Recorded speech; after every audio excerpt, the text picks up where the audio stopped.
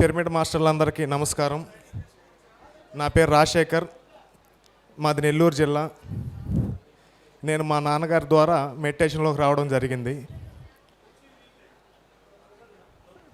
So అలా 2010 నుంచి నా ధ్యాన ప్రయాణం జరిగింది.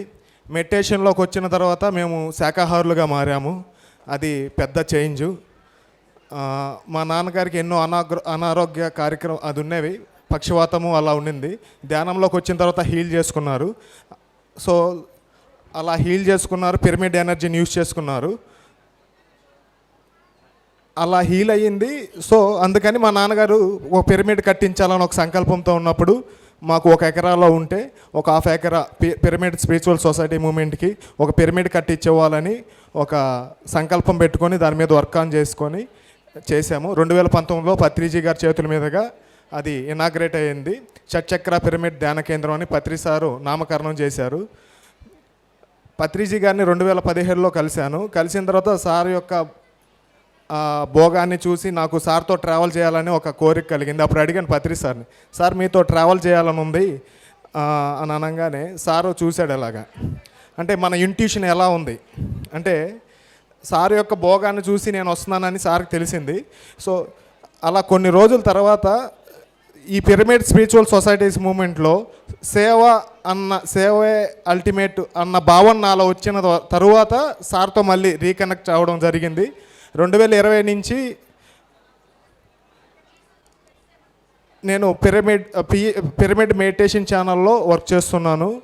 సో పిఎంసి ద్వారా పత్రి సార్తో జర్నీ చేసే ఒక అవకాశం దొరికింది నాకు. లాస్ట్ ఒక 2 ఇయర్స్ పత్రిజీ గారితో కెమెరామెన్గా తిరుగుతూ వర్క్ చేశాను. సో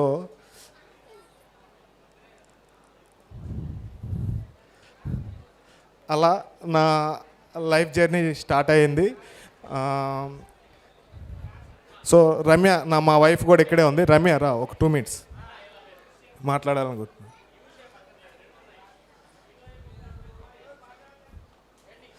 నేను 2019లో ధ్యాన మహాచక్రంలో పత్రి సారు ఒక మాట చెప్పారు.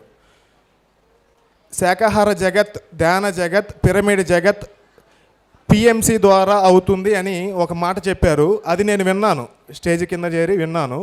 సో అప్పుడు అనుకున్నాను పిరమిడ్ మెడిటేషన్ ఛానల్లో వర్క్ చేస్తే బాగుంటుంది, ఒక ఆలోచనలో అప్పుడు వచ్చింది నాకు. సో సార్ ఇది చెప్పారు కదా, దీంట్లో జాయిన్ అయ్యి వర్క్ చేస్తే బాగుంటుంది అని పిరమిడ్ మెడిటేషన్ ఛానల్లో నేను జాయిన్ అయ్యాను.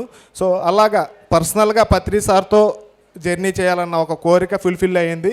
సో అలాగే పత్రి సార్ యొక్క లక్ష్యమైన ధ్యాన జగత్, పిరమిడ్ జగత్, శాకాహార జగత్తులో భాగమైనటువంటి పిరమిడ్ మెడిటేషన్ ఛానల్లో వర్క్ చేయడం నాకెంతో ఆనందదాయకంగా ఉంది.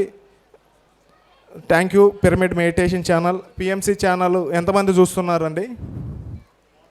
పిఎంసి ఛానల్ చూసి వచ్చిన వాళ్ళు ఎంతమంది ఉన్నారు ఇక్కడ? ఓ గ్రేట్.